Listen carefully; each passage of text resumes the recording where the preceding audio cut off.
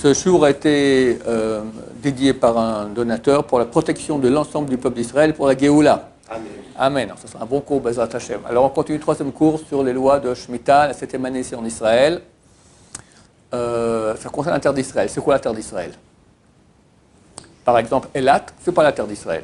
C'est peut-être l'État d'Israël, mais ce n'est pas la terre d'Israël. On ne regarde pas du tout les frontières actuelles de l'État laïque qu'il y a ici. On regarde les frontières saintes de la terre d'Israël. Alors en fait, il faut savoir qu'il y a deux frontières saintes de la terre d'Israël. Il y a Kibush Oleh Mitzrayim, la conquête des immigrants d'Égypte, donc Yoshua, le terrain qu'ils ont conquis. Et le deuxième, c'est celle de Ezra. Deuxième temple, ils sont venus et ils ont conquis aussi la terre d'Israël. Et ce n'est pas le même territoire. Maintenant, nous, pour les lois de Shvi'it, on va principalement d'après la deuxième conquête, celle de Ezra. On verra pourquoi celle-là et pas celle d'Égypte. Et celle d'Égypte aussi, mais moindre. On ne va pas faire maintenant toutes les frontières, on le fera à l'occasion. Sachez qu'à peu près, ça s'arrête au sud, à environ 70 km au sud de Beersheba. Donc, la Harava, en tout cas le sud de la Harava jusqu'à Eilat. La Harava, c'est la vallée qui va depuis la mer Morte jusqu'à Eilat. En tout cas, tout le sud, ce n'est pas la terre d'Israël. Le sud du Negev, ce n'est pas la terre d'Israël. Au nord, alors une différence de quelques kilomètres entre, pour la montée d'Égypte, c'est le Litani environ, et c'est encore plus loin jusqu'à Beyrouth, etc. Et d'après la Gemara dans Gittin, le Oleh Bavel de Ezra, ça s'arrête à Akko avec encore une petite montée comme ça de la terre d'Israël qui va jusqu'à Arziv. Kziv, c'est marqué dans la Gemara, mais c'est Arziv aujourd'hui, quelques kilomètres de Rosh Hanekra de la frontière nord. La grande différence que nous avons, c'est surtout le Golan. D'accord? Le Golan, c'est Kibush Oleh Bavel et pas. Non, pardon, c'est Kibush Oleh Mitzrayim. C'était conquis par Moshe Rabbeinu. Moshe Rabbeinu lui-même, il était dans le Golan. D'accord? Il n'a pas conquis la terre d'Israël que nous avons ici, mais le Golan était conquis. C'était donné à la moitié de la tribu de Ménaché. Par contre, Ezra, Kibush Oleh Bavel, ceux qui sont venus de Babylone, ils n'ont pas conquis cette partie. Alors, quelle différence entre les deux? C'est comme ça. Toute la partie qui est Oleh Bavel, il y a toutes les lois que nous sommes en train d'étudier. La partie de Oleh Mitzrayim, il n'y a pas Issur Sfechin. Je vous rappelle c'est quoi Issur Sfechin rapidement. C'est tout ce qui n'est pas les arbres, tout ce qu'on peut planter et en profiter la même année, donc les légumes, la verdure, le blé, etc. Tout ça, il y a un interdit des rabbanan de le manger parce que les gens allaient planter cela et disaient « Oh, c'est marrant comme ça poussait tout seul. Okay » Donc ça, c'est un interdit, les Sfechin. C'est interdit vu qu'il n'a pas d'origine de la Torah, c'est que des rabbanan. Alors, dans le Golan, par exemple, tout ce qui est la conquête d'Égypte et que conquête d'Égypte, c'est permis. De même, pardon? La Jordanie, oui, alors ça dépend. Il faut aller jusqu'à Nahal Arnon. Ça ne nous concerne pas aujourd'hui, mais Nahal Arnon, si tu veux, parce qu'on verra après ce qui vient des Goïm aussi, c'est autre chose. Si tu veux, ça descend jusqu'à Nahal Arnon. Nahal Arnon, il y a Nahal Yabok et Nahal Arnon. Ça va jusqu'à Nahal Yabok et à peu près Nahal. On fera les frontières le prochain cours, d'accord? Enfin, un des prochains cours, si tu veux. En Jordanie, en partie, pour dire, d'accord? En partie. Deuxième chose qui concerne une différence entre Oleh Babel et Oleh Mitzrayim, c'est le biour. On a vu que le biour, d'après presque tous les poskim, il faut faire hefker. D'après le Rambam, comme ça tranche le Rabban Shimon bar Shaul, il faut se débarrasser des fruits. Le Rambam est d'accord que dans le Kibush Oleh Mitzrayim, donc dans le Golan par exemple, pas besoin de se débarrasser, d'éliminer les fruits, on peut les faire hefker, comme les poskim disent pour le reste de la terre d'Israël de Oleh Bavel. À part cela, toutes les lois ont lieu. On n'a pas le droit de travailler la terre, il y a la sainteté des fruits, la sainteté de la monnaie, etc., comme on a et on va étudier. Prochain sujet. Il y a une grande marloquette, jusqu'à aujourd'hui, entre deux grands rabbins qui avaient à l'époque de Rabbi Yosef Karo. Rabbi Yosef Karo, donc l'auteur du Shulchan Aruch, à Tzfat, il y a environ l'an 1500, d'accord? Pour être précis, cette marloquette a eu lieu, c'était en l'année Shalad. Shalad, c'est 334. 334. Nous, on est maintenant en 781. Bon, on fait le calcul quand c'était, en 334. En 335, l'auteur du Shulchan Aruch, il est décédé. D'accord? Donc, c'est vraiment le marloquette qu'il y a eu vraiment juste avant sa mort. Et il en parle dans son livre Avkat Rochel. Le Shulchan Aruch, il a écrit 20 ans après un responsa Avkat Rochel. Et là-bas, dans le chapitre 23, 24, 25, il parle de cela. De quoi il s'agit? Il y avait dans son propre Bédine, à lui, d'accord, un autre grand rabbin qu'on appelle le Mabit, Rabbi Moshe ben Yosef Trani. Il y avait une grande discussion à propos de la Shvi'it. Est-ce que quand un goy, Il a sa terre à lui, un goy, Ahmed, d'accord? Et maintenant, il y fait pousser du blé, il y fait pousser des citrons, d'accord? Nous, n'importe quoi. Est-ce qu'il y a une sainteté dans ces fruits-là ou pas? Le Mabit, il dit oui, bien sûr. Un goy ne peut pas venir maintenant enlever la sainteté de la terre d'Israël. C'est Kadosh, Hachem l'a décidé, n'importe quel goy que tu amènes ici. La terre reste sainte dont les fruits sont saints. Shulchan Aruch dit non, absolument pas. Ça concerne les juifs qui travaillent la terre, mais pas le non-juif. Le non-juif, les fruits qui font pousser en terre d'Israël n'ont aucune sainteté. Et ils ont fait une grande, ils ont fait un nidouille. Le tribunal du Rabbi Yosef Karo ont fait un nidouille. Ils ont excommunié tout celui qui ferait comme le Mabit. Interdiction de faire cela. La vérité, c'est pour je ne vais pas rentrer dans le détail, mais c'est pour un point précis. C'est quoi? Je vais expliquer en 2 mots. C'est que si on considère que la terre d'Israël n'est pas sainte, d'accord, pour les goïms, il y a une loi encore actuelle, par exemple, pas en année juive. À l'époque, on faisait ça beaucoup, aujourd'hui c'est un peu moins à la mode, d'accord. On prenait des raisins qui venaient de Hebron et on faisait du vin.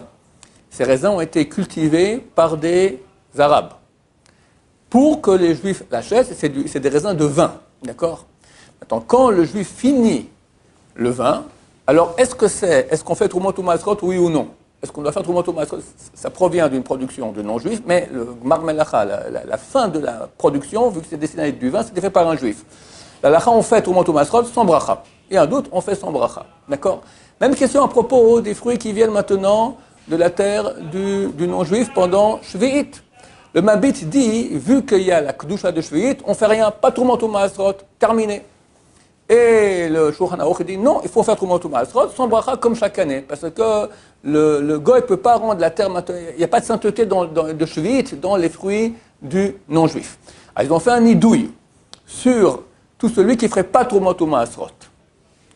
Et il y en a qui ont compris que ce serait aussi nidouille sur tous les dîmes de Shvi'it. On peut compter sur le fait que c'est que sur ce point-là Troumot ou Masrot. En tout cas, ils ne sont pas d'accord. Qu'est-ce qui se passe aujourd'hui? À Tzfat, qui est la ville de Rabbi Yosef Karo, et à Jérusalem, où ils font le minag ainsi, Rav Frida, il amène des preuves comme quoi le minag était comme ça en Israël depuis toujours, on fait comme Rabbi Yosef Karo. Tous les fruits qui proviennent de Goïm, on peut les manger tranquillement, sans aucun problème, et c'est tout. D'accord? Le Chazon Ish n'est pas d'accord avec Rabbi Yosef Karo. Le Chazon Ish qui est venu, et qui en 1933, je crois, il arrive en Israël, plus 123, 33, 1933, il arrive en Israël. Il s'est beaucoup battu, il a crié énormément sur la Shvi'it, c'est extraordinaire, vraiment, il a réussi à mettre ça sur pied, toutes les lois de Shvi'it, et lui il dit non. Et Rabbi Yosef Karo, il s'est rétracté. Il a écrit ça un temps, puis après, plus tard, il s'est rétracté. Non, Rav Chida et d'autres disent c'est pas possible qu'il s'est rétracté, il est mort un an après, il n'a pas eu le temps de se rétracter. D'accord? Comme ça dit le Chazon Ish. Et tous les Ashkenazim en Israël, sauf Jérusalem, plus Bnei Brak, donc les Ashkenazim et Bnei Brak font comme le Chazon Ish. Le Badass de Jérusalem, il fait comme Rabbi Yosef Karo. Donc, au Badass de Jérusalem, vu qu'ils ont le minag d'Yerushalayim, ils font comme Rabbi Yosef Karo, et tous les fruits qui proviennent des Goïm, il n'y a pas de Kedusha de Shvi'it. Les Sfaradim, en Israël, peuvent faire comme Rabbi Yosef Karo sans aucun problème, parce que c'est le Marat de Atra, c'est le rabbin des Sfaradim. Les Ashkenazim ont suivi le Chazon Ish, et notamment aussi Bnei Brak. Donc, en fait, si tu vas à Bnei Brak, tu vas aller acheter des fruits, ce sont des fruits de non-juifs, mais là-bas, tout le monde, ils vont te le vendre de façon très spéciale, qu'on va voir, parce qu'ils ont une sainteté de Shvi'it. À Jérusalem, tu vas acheter le même fruit, d'accord, qui provient du même non-juif, sans aucun problème, il n'y a pas de sainteté de Shvi'it. Il faut connaître cela, parce que quand on est invité là et là, ça peut faire des histoires. Ceux qui habitent Modéine, d'accord, Minastam, Abrach fait de là-bas, ça sera comme le Chazon Ish, d'accord, c'est Ashkenaz, c'est hors de Jérusalem. Nous, on a la coutume, même le Badat, donc qui est super sérieux, eux, ils font la coutume comme Rabbi Yosef Karo, que les fruits des Goïm n'ont aucune Shvi'it. Ça fait que nous, en fait, maintenant, on apprend toutes ces lois, mais vous devez savoir que celui qui est à Jérusalem, et il ne sort pas trop de Jérusalem, c'est rare qu'il soit confronté aux fruits de Shvi'it. Toutes les lois qu'on fait ici, c'est plus théorique, parce que ça sera rare qu'on doive mettre les fruits dans il y a un panier spécial pour Shvi'it, etc. C'est rare qu'on ait des fruits de Shvi'it. Ça peut arriver, il y a une chalouka, il y a une distribution du Otser Beddin, mais c'est relativement rare. Par contre, tous ceux qui sont ashkénazes, hors de Jérusalem, c'est très très commun et c'est comme ça qu'ils vivent parce que la majorité des fruits viendront pas la majorité, une grande partie des fruits viendront de production non juive en Israël et là donc d'après eux il y a les lois de Shvi'it. Du temps de Rabbi Yosef Karo, il y avait ici un petit yishuv de juifs petits en Israël qui vivaient très très difficilement et vivaient principalement de l'agriculture. si on leur interdisait de travailler la terre, c'est fini. Franchement, que tout le Yishuv s'annule, tout le monde quitte Israël et qu'il n'y aurait plus d'établissement de juifs en terre d'Israël. Alors, Rabbi Savkar a autorisé une chose qui s'appelle le Heter Mechira. Qu'est-ce que c'est le Heter Mechira? C'est que le juif, le paysan juif, d'accord, il vend sa terre à un non-juif. Dès lors, elle appartient à un non-juif, il peut faire ce qu'il veut dedans. Il peut travailler la terre, il peut profiter des fruits, il n'y a pas de sainteté juive. Tout a été annulé, il n'y a plus de juif. Si on ne faisait pas ça, les Juifs auraient dit, je ne tiens pas le coup, je vais crever de faim, je pars en Jordanie, bye bye, là-bas je peux acheter un champ, et je vais habiter en Jordanie. Il n'y aurait plus eu la présence des Juifs en terre d'Israël. Le Chazon Ish, il a été très contre ce Heter Mechira, et les grands poskim actuels, on peut dire, en gros, ne sont pas d'accord. Il y a des gros problèmes là-dedans. En fait, le Rabbi Shalom Shaul lui dit que c'est complètement interdit, le Chazon Ish aussi.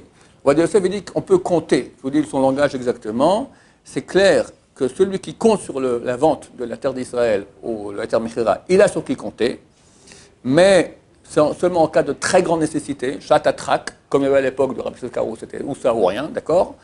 Et Raoui Meod, c'est très très bien vu de l'armir, de prendre la vie sévère et de ne pas compter sur la terre Mechira. Néanmoins, on peut dire que la majorité des paysans aujourd'hui en Israël ne sont pas religieux. Et la rabbanoute vient leur dire, mon cher ami, tu ne veux pas travailler la terre, elle lui dit, va te faire voir. D'accord. Elle leur dit, écoute, non, c'est pas compliqué. Signe un petit papier que tu vends ton champ à Ahmed, et comme ça, tu pourras vendre ta production, c'est permis. Et comme ça, beaucoup font, et il y en a qui comptent là-dessus, sur la terre Mechira. Quel est l'argument contre le terme Mechira et quels sont les arguments pour? Il y a deux grands arguments contre le terme Mechira. Le premier, c'est que le paysan qui vend sa terre, il n'a pas de smichut dat, il n'est pas d'accord de vendre. Il signe parce qu'on lui a dit signer pour pouvoir vendre sa production, mais lui maintenant, si Ahmed vient lui dire quoi, bye bye, dégage, tu m'as vendu ton champ, il le paye, même il lui paye la valeur du champ, d'accord? Je ne vais pas vendre mon champ, mais tu as signé, mais absolument pas. Donc c'est une blague, d'accord? Il a signé, c'est pas qu'il a signé qu'il vend son champ, il a signé pour pouvoir vendre sa production, mais il n'est pas d'accord de vendre son champ. Contrairement à lorsqu'un épicier vend son épicerie de Hametz à Pessah, si le gars vient lui dire, tiens, je prends tout le Hametz, il lui dit, je suis très content, tu me payes. Il va payer, tu me payes tout mon Hametz, c'est très bien, je me débarrasse de marchandises, c'est très bien, j'ai fait mon petit bénéfice, il n'y a aucun problème, d'accord? C'est contraire à la vente du Hametz à Pessah. Ça, c'est le premier point. Deuxième point, il y a un interdit de la Torah qui s'appelle l'Otechonem. L'Otechonem, il y a trois explications. Une de ces explications, c'est pas le mot chinam, mais le mot chanaya. Chanaya, on n'a pas le droit de vendre une terre juive à un non-juif de la terre d'Israël. On n'a pas le droit de vendre une terre juive, une terre d'Israël, la terre d'Israël, à un non-juif. Elle appartient à un juif, on ne peut pas la vendre à un non-juif. C'est interdit de Horaïta, interdit de la Torah. Maintenant, si quelqu'un va et vend sa terre, d'accord, il y a un problème, il y a Ahmed, son voisin, il le vend à Ahmed, il a fait l'interdit de la Torah. Est-ce que la vente est valable, oui ou non? Elle est valable. Elle est valable. Mais là, le problème, c'est que les paysans, ce n'est pas eux qui vont vendre la terre. Ils passent par la rabbanoute, le rabbinat. Alors, ils font le rabbinat, ils signent un petit papier, comme nous on fait aussi pour le Hametz, je vous délègue pour aller vendre ma terre. C'est une shlichut. C'est une délégation. Or, on a un principe, vous allez étudier sûrement l'année prochaine dans Kiddushin, en shechou ledvar avera. Il n'y a pas de délégation pour une chose interdite. Je ne peux pas dire à quelqu'un, écoute, voilà, va faire un casse, voilà, je te donne l'adresse, tu voles, et tu me donnes l'argent après. C'est moi qui ai donné d'accord. Le type se fait attraper, il dit, non, c'est pas moi, c'est lui qui m'a envoyé. Mon cher ami, c'est toi le voleur. Ça ne marche pas. La rabbanoute, quand elle va vendre la terre du paysan juif, d'accord, cette vente, d'après la Torah, n'est pas valable. Parce que c'est shechou ledvar avera, c'est une délégation pour une chose qui est interdite. Néanmoins, Rabbi Savkar a autorisé cela. Ils ont utilisé beaucoup de sortes, on va utiliser, plus si vous voulez, on pourra rentrer plus dans le détail au niveau ilchatique, il y a des sfekot, il y a des coulottes, des machins, etc. En fin de compte, comme il a dit le Rav, le Rabbi Abashou, il dit en aucun cas savoir absolument rien, d'accord? Et le pauvre paysan juif qui travaille dans son champ, il transgresse l'interdit de Shuit. Ça, c'est l'avis du Chazon Ish, le Rabbi Abashou. Le Rabbi Yosef dit, on peut compter dessus. C'est vraiment en cas de très très grande nécessité, et c'est super conseillé de ne pas compter là-dessus. Ça, c'est le Heter Mechira. On s'arrête pour le moment. Baruch Adonai, l'Olam, Amen, Amen.